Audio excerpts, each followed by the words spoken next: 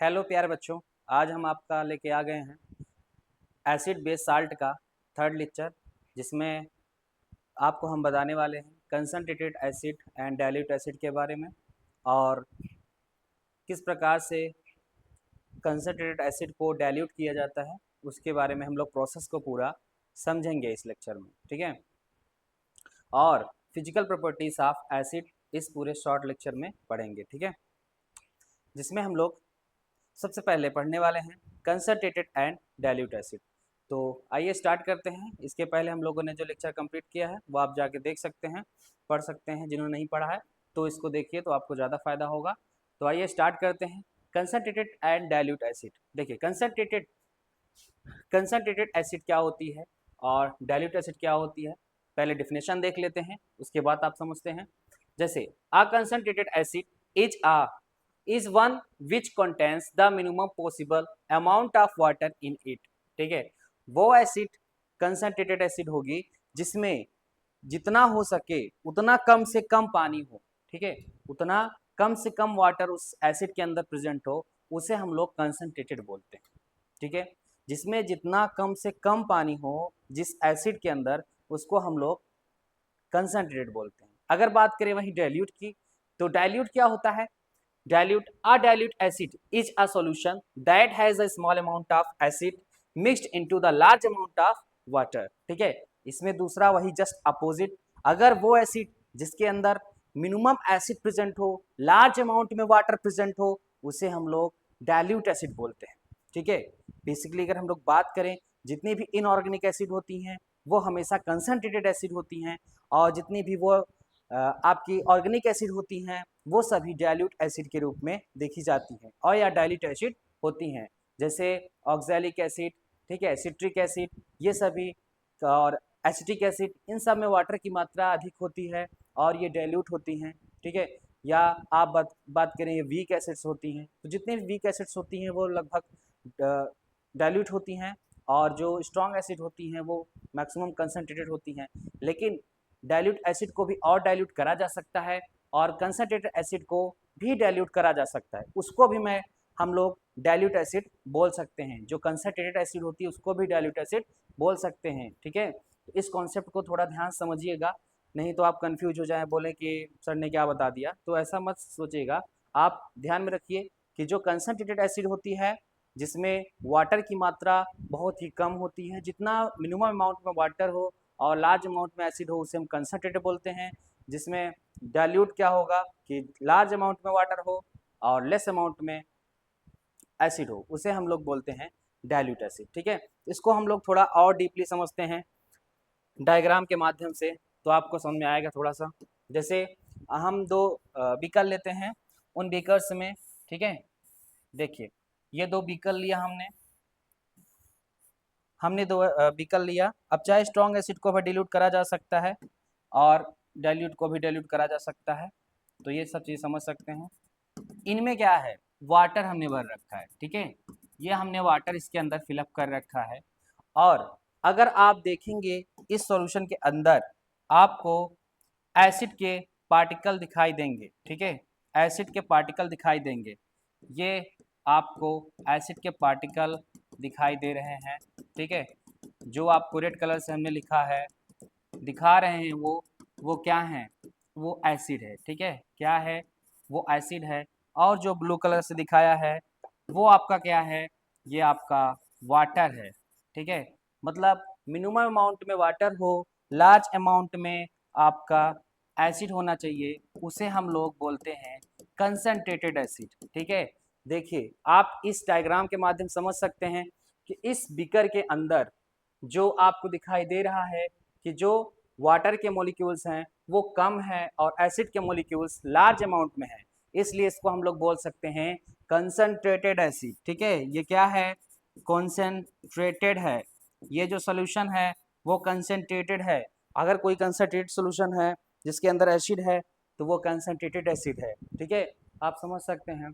आगे आपको बताते हैं, जैसे इनमें देखिए, इनमें हमने वाटर रखा है और एसिड के जो पार्टिकल हैं वो एसिड के जो पार्टिकल हैं बहुत ही लेस अमाउंट में है। ठीक है, इसको हम लोग क्या बोल सकते हैं, डाइल्यूट बोल सकते हैं। ठीक है, ये क्या है, एक डाइल्यूट एसिड है जिसके अंदर आपके बहुत ही ज़्यादा कम एसिड के पार्टिकल या मॉलिक्यूल्स हैं, जिसके कारण ये एक डाइल्यूट एसिड है जिसमें मॉलिक्यूल्स के और कंसंट्रेशन ज़्यादा है एसिड के, उसको हम लोग कंसंट्रेटेड समझते हैं। ठीक है, तो आशा करते हैं ये आपको कंसंट्रेटेड और डाइल्यूट वाला टर्म समझ में आया होगा कि क्यों कंसंट्रेटेड बोलते हैं और डाइल्यूट बोलते हैं।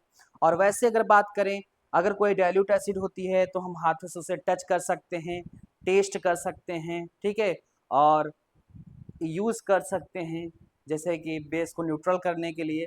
और वही कंसंट्रेटेड की बात करें तो कंसंट्रेटेड एक स्ट्रॉन्ग एसिड के रूप में देखी जाती है। और कंसंट्रेटेड एसिड अगर आपको कहीं बॉडी पे टच हो जाए या किसी कपड़े पे गिर जाए तो उसको जला देगी और बॉडी को भी जला सकती है, बर्न कर सकती है। ठीक है, उससे आपको बहुत ज़्यादा नुकसान हो सकता है। इसलिए कभी भी कंसंट्रेटेड एसिड को हमें हाथों से नहीं टच करना चाहिए, ना ही किसी वस्तु पे, कपड़े ऊपर नहीं करना चाहिए। अगर प्रैक्टिकल कर रहे हैं तो बेहतरीन आप प्रैक्टिकल लैब्स के वर्क्स के साथ करिए, या हैंड ग्लव्स और कोट, हर चीज़ें आपके पास होनी चाहिए। हैंड ग्लव्स पक्का होना चाहिए जिससे आप अपनी प्रोडक्शन कर सकें स्वयं। ठीक है, और उसके लिए भी आपको नॉलेज होना चाहिए, तब आपको जो वो कंसंट्रेटेड एसिड को छूना चाहिए, नहीं तो आप नहीं छूना चाहिए आपको। ठीक है, तो आगे बढ़ते हैं, आइए समझते हैं आगे।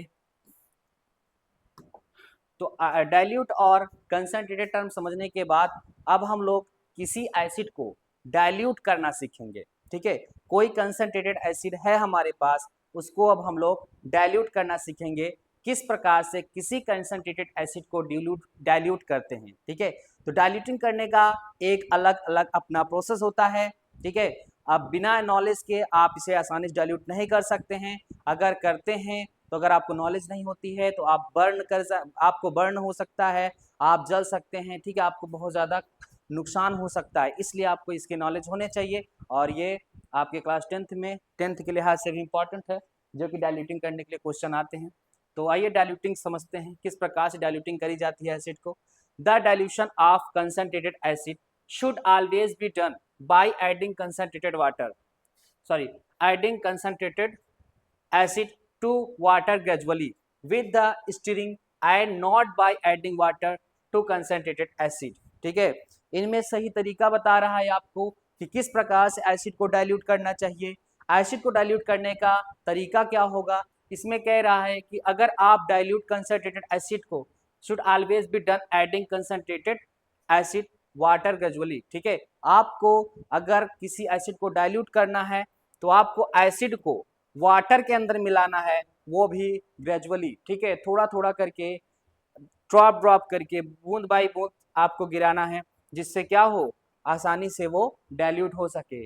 अगर यही चीज आप इकट्ठा गिरा देते हैं इसमें तो आपको नुकसान हो सकता है, यहाँ पे वेपर्स उठ सकती हैं और आपके चेहरे को, हैंड्स को जला सकता है, बर्न कर सकता है।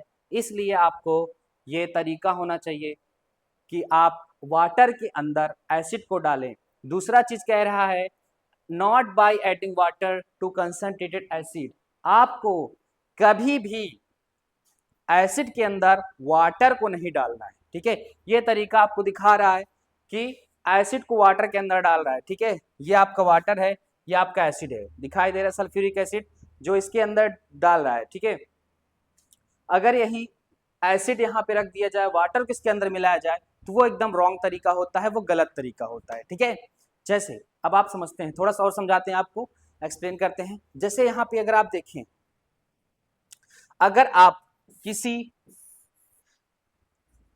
बीकर में एसिड है, ठीक है, पहले से एसिड है, अगर आप इसमें वाटर को डालते हैं, ठीक है, वाटर को डालते हैं, जैसे ही वाटर इसमें पड़ेगा, ठीक है, वाटर जैसे इसमें पड़ेगा, ये बहुत तेजी से रिएक्शन होगी। ठीक है, काफी फास्ट रिएक्शन होगी एसिड वाटर के साथ, जिसमें आपको वेपर्स उठती हुई दिखाई देंगी। ठीक है, जैसे इसमें नजर आ रही होगी। ठीक है, उसी प्रकार से वेपर काफी ज्यादा एसिड के निकलेंगे। ठीक है, साथ में वाटर के मॉलिक्यूल्स होंगे, तुरंत वेपर के फॉर्म में निकलेगा और ऐसे बाहर की ओर काफी तेजी के साथ निकलेगा, क्योंकि एसिड और वाटर के बीच में जब भी कभी एसिड वाटर के साथ जब कंबाइन करता है तो एक एक्सोथर्मिक रिएक्शन होती है, लार्ज अमाउंट में हीट रिलीज होता है। ठीक है, ये जो प्रोसेस होती है वो एक प्रकार की कौन सी प्रोसेस होती है, एक्सोथर्मिक होती है। ठीक है, एक्सोथर्मिक होती है। एक्सोथर्मिक में क्या होती है, लार्ज अमाउंट में हीट प्रोड्यूस होती है और यही हीट वाटर के वेपर को और वाटर के मॉलिक्यूल्स को वेपर में कन्वर्ट कर देती है और उसमें एसिड के मॉलिक्यूल्स चिपक करके आपके हैंड्स पे, ठीक है, चेहरे पे, कपड़े पे, जहां भी गिरेंगे आपको पूरी तरीके से खराब कर देंगे, उसको बर्न कर देंगे, जला देंगे। ठीक है, तो आपको ये चीज ध्यान रखना है, जब भी कभी आप डाइल्यूशन कर रहे हैं एसिड को तो आपको वाटर के अंदर एसिड को डालना है। ठीक है, अब यहाँ क्वेश्चन बनता है कि अगर हम एसिड को वाटर के अंदर डालने पे ऐसा क्यों नहीं हो रहा है, क्यों वेपर के फॉर्म में नहीं उठ रहे हैं, दोनों चीज तो सेम है। ठीक है, एसिड भी वही है, वाटर भी वही है। अगर वाटर को एसिड के अंदर डाल रहे हैं, ठीक है, वाटर को अगर हम एसिड के अंदर मिला रहे हैं तो यहाँ पर एक एक्सोथर्मिक रिएक्शन हो रही है, काफी तेज ब्लास्ट हो रहा है और ये ग्लास भी आपको ब्रेक हो जाएगा। ठीक है, अगर आप वाटर को, यहाँ एसिड है, वाटर को इसके अंदर मिला रहे हैं तो ये ग्लास जो है ना, ग्लास भी टूट जाएगा और पूरा एसिड बिखर जाएगी पूरे जहां पे आप कर रहे होंगे, तो आपको बहुत ज्यादा इसमें खामियाजा भुगतना पड़ जाएगा। ठीक है, और नुकसान भी काफी ज्यादा हो जाएगा, इसलिए तो बिल्कुल ही आपके लिए रॉन्ग है। ठीक है, कभी नहीं कर सकते इसको, लेकिन रीजन हमने आपको बताया कि रीजन क्या है कि अगर आप एसिड में वाटर को डाल रहे हैं तो ब्रेक हो जा रहा है। इसका सबसे बड़ा कारण ये है कि जब वाटर को आप एसिड के अंदर मिला रहे हैं तो एसिड की जो होती है हीटिंग एब्जॉर्ब कैपेसिटी, ठीक है, हीट एब्जॉर्ब कैपेसिटी एसिड की, हीट एब्जॉर्ब्ड कैपेसिटी जो होती है बहुत ही ज्यादा लो होती है। ठीक है, हीट एब्जॉर्ब कैपेसिटी वाटर की, सॉरी, एसिड की बहुत ही ज्यादा लो होती है और ये जो हीट यहाँ पे रिलीज होगी उस हीट को एब्जॉर्ब ही नहीं कर पाएगा एसिड, और वो हीट को क्या करेगा, इधर साइड आपको दिखाई देगा ट्रांसफर करता हुआ, इधर इधर ग्लास पे ट्रांसफर करेगा और आपकी ये ग्लास टूट जाएगी। जैसे ही एसिड अपना हीट को ट्रांसफर करेगा ग्लास के साइड पे, ग्लास टूट जाएगी और बहुत सारे वाटर के मॉलिक्यूल्स वेपर में कन्वर्ट हो जाएंगे तुरंत, और क्या हो गए, आपको जला सकते हैं और बर्न कर सकते हैं। इसलिए एसिड को कभी भी, सॉरी, वाटर को कभी भी एसिड, सॉरी, एसिड को कभी भी वाटर के अंदर नहीं मिलाना चाहिए। ठीक है, और दूसरी चीज यहाँ पे ऐसा क्यों हो रहा है कि आसानी से हम लोग डाइल्यूट कर ले रहे हैं और इस पे डाइल्यूट नहीं कर पा रहे हैं, इसका सिंपल सा फंडा है। ठीक है, जैसे क्या करेंगे, यहाँ पे जब एसिड मिलाई जा रही है, ठीक है, तो यहाँ पे क्या हो रहा है, जब एसिड यहाँ पे पार्शियली मिलाई जा रही है थोड़ा थोड़ा करके, ठीक है, ड्रॉप बाय ड्रॉप मिलाया जाता है, तो यहाँ पे जो वाटर की हीट कैपेसिटी, ठीक है, वाटर की जो है हीट एब्जॉर्बिंग कैपेसिटी,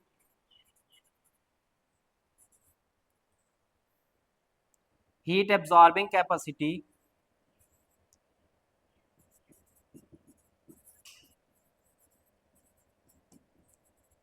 कैपेसिटी काफी ज्यादा होती है। ठीक है, और वो जितना हीट रिलीज होगा वाटर खुद ही उसे एब्जॉर्ब कर लेगा, वो हीट को ट्रांसफर नहीं करेगा ग्लास पे, जिससे ग्लास टूटने से बच जाएगा और हमें कोई नुकसान नहीं होगा, हम लोग जलने से भी बच जाएंगे और ये जो सॉल्यूशन बनेगा वो डाइल्यूट होगा।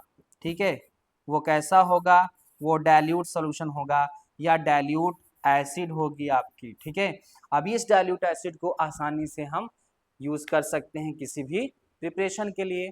ठीक है, तो ये रहा पूरा आपका डाइल्यूटिंग एसिड का कॉन्सेप्ट। ठीक है, आशा करते हैं आपको समझ में आया होगा।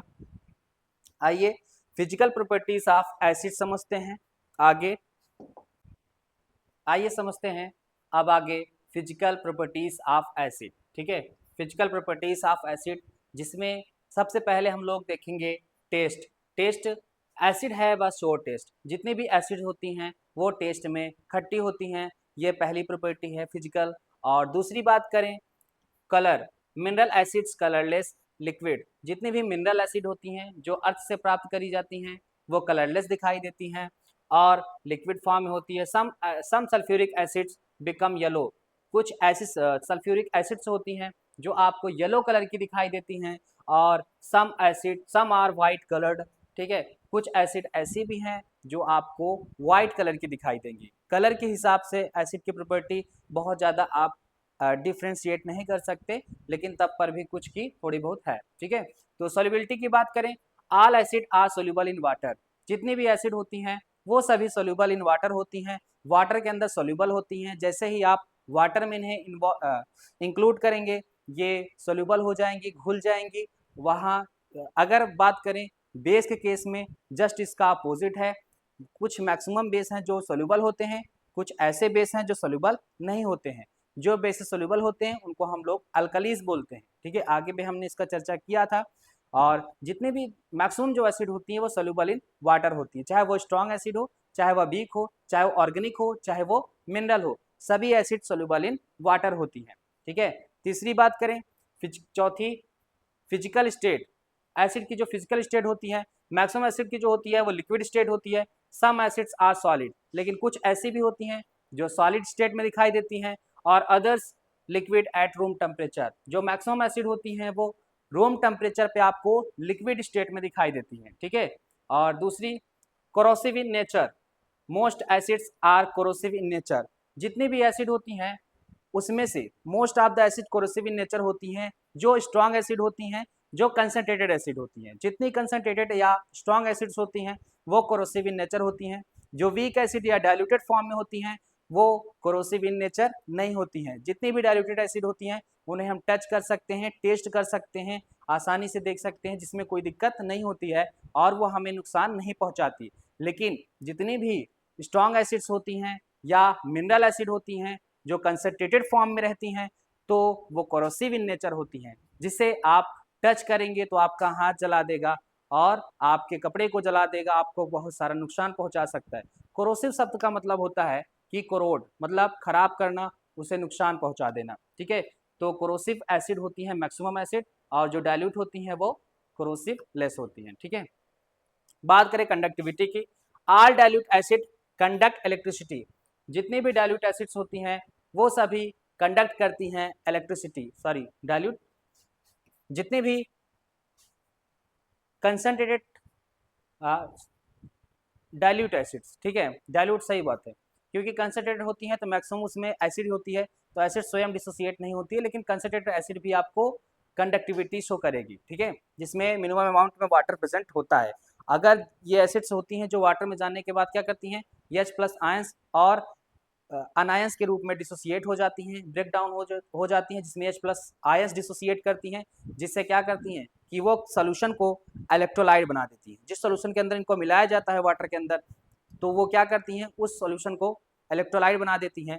और वाटर जो प्योर वाटर होता है जैसे डिस्टिल वाटर, वो इलेक्ट्रिसिटी कंडक्ट नहीं कर सकता, ठीक है, लेकिन उसमें एसिड अगर आप 2-4 बूंद मिला देंगे या थोड़ा बहुत मिला देंगे तो वो क्या करेगा, वो इलेक्ट्रोलाइट सोल्यूशन बन जाएगा, उसमें इलेक्ट्रिसिटी कंडक्ट करेगी। इसके पहले हम लोगों ने डाइल्यूट एसिड और स्ट्रॉन्ग एसिड में देखा था कि जो स्ट्रॉन्ग एसिड होती है वो काफ़ी तेज ग्लो करती है, काफ़ी ज़्यादा ग्लो करता है बल्ब उसमें जलाने से, और जो वीक एसिड होती है बहुत ही ज़्यादा स्लो ग्लो करता है, ठीक है।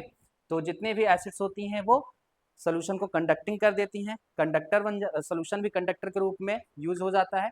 और बात करें एक्शन ऑफ इंडिकेटर्स, इंडिकेटर से भी हम लोग एसिड की फिजिकल प्रॉपर्टी को पहचान सकते हैं। They turn blue litmus to red, जितने भी एसिड्स होती हैं वो ब्लू लिटमस को रेड में कन्वर्ट कर देती हैं। And they change the colour methyl orange from orange to red, ठीक है, मेथाइल ऑरेंज का खुद का कलर ऑरेंज कलर होता है, और जब वो एसिड में जाता है तो वो अपना कलर चेंज करके रेड हो जाता है, जिससे पता चलता है कि वो एसिड है।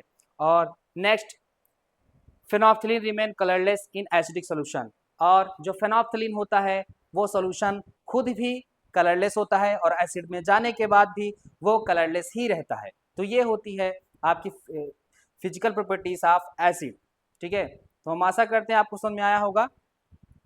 मिलते हैं आपको नेक्स्ट वीडियो में।